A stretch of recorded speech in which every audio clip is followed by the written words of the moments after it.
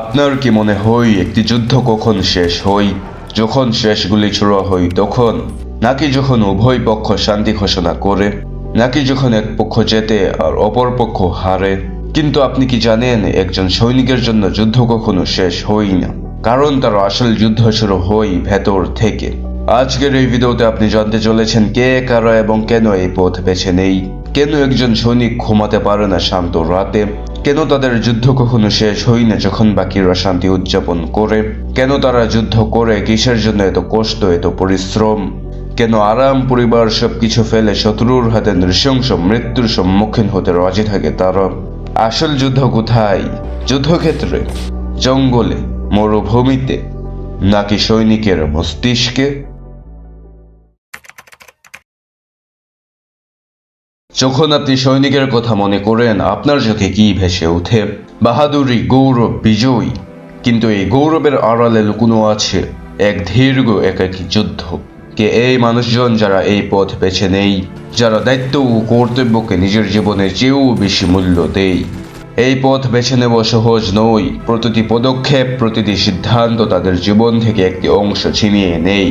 এটি কেবল শারীরিক যুদ্ধ নয়, এটি মানসিক যুদ্ধ, একাকিত্বের যুদ্ধ, একটি যুদ্ধ যা কখনো শেষ হয় না। এটাই এলোন ওয়ার। আপনি কি জানেন একজন সৈনিকের কত কঠোর ট্রেনিং করতে হয়?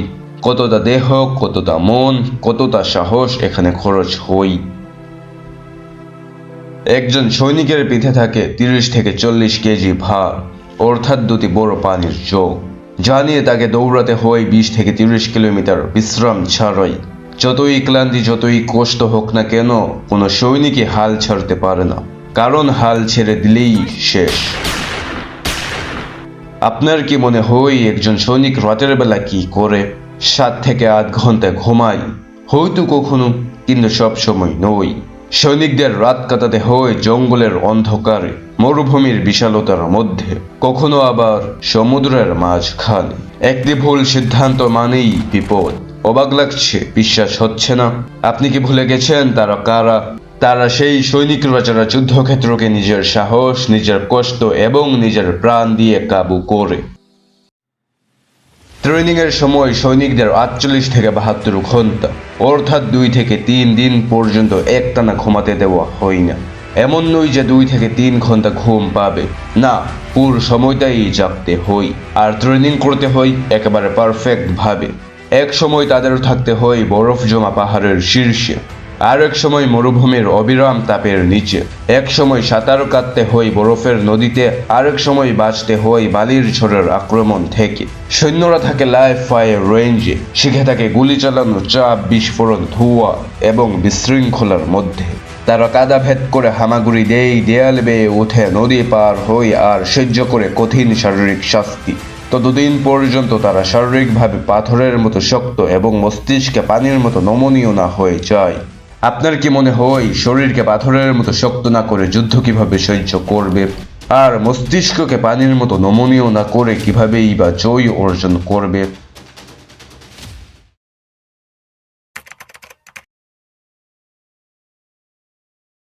আপনি কি জানেন যখন বাকিরা শান্তি উদযাপন করে, একজন সৈনিকের যুদ্ধ তখনও শেষ হয় না। শান্তির আলোতে তারা একাই লড়াই করে, কারণ তাদের যুদ্ধ শেষ হয় না। যুদ্ধটি শুরু হয় তখন যখন পৃথিবী ঘুমাতে চায়। হয়তো ভাবছেন এত লাফালাফি কেন? ভাই, এটা তাদের খেলাধুলা নয়, জীবন বাঁচানোর যুদ্ধ।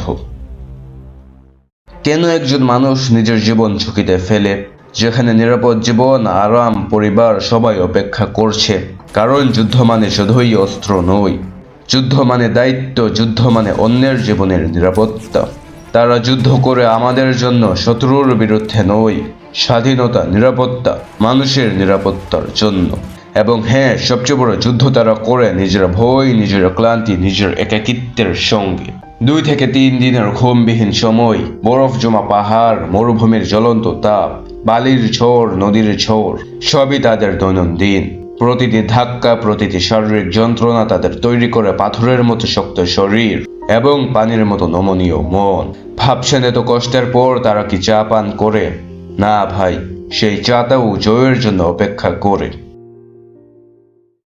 কেন আরাম, পরিবার সবকিছু ফেলে?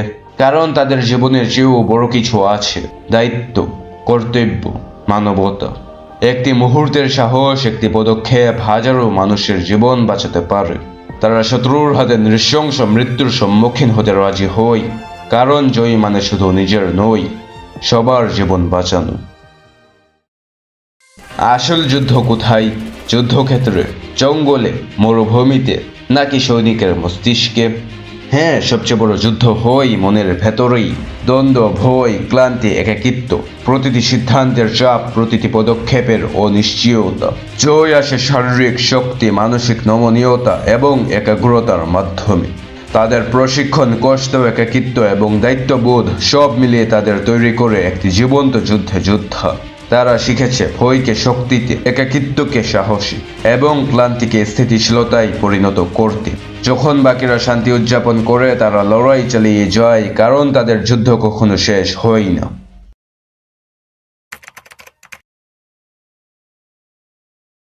একজন সৈনিকের যুদ্ধ শেষ হয় না যখন যুদ্ধক্ষেত্র শান্ত হয়ে যায়, বরং তখনই শুরু হয় আরেক যুদ্ধ। যুদ্ধ নিজের ভেতর। একজন সৈনিক রাতে ঘুমাতে পারে না, কারণ প্রতিটি গুলির শব্দ, প্রতিটি বিস্ফোরণ, প্রতিটি মৃত্যুর চিৎকার তার মস্তিষ্কে বাজতে থাকে। শান্ত বিছানার নরম বালিশও তার কাছে মনে হয় যুদ্ধক্ষেত্রের কাঁটা। কেউ দেখে না, কিন্তু ভেতরে সে প্রতিদিন ভাঙ্গে। এই ভাঙ্গন শুধু দুঃস্বপ্নে নয়, এটি থাকে অপরাধ বোধে।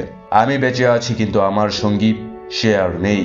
এটি থাকে একাকিত্বে, যে পরিবার রক্ষা করতে জীবন দিলাম তাদের মাঝেই আমি আজ অচেনা।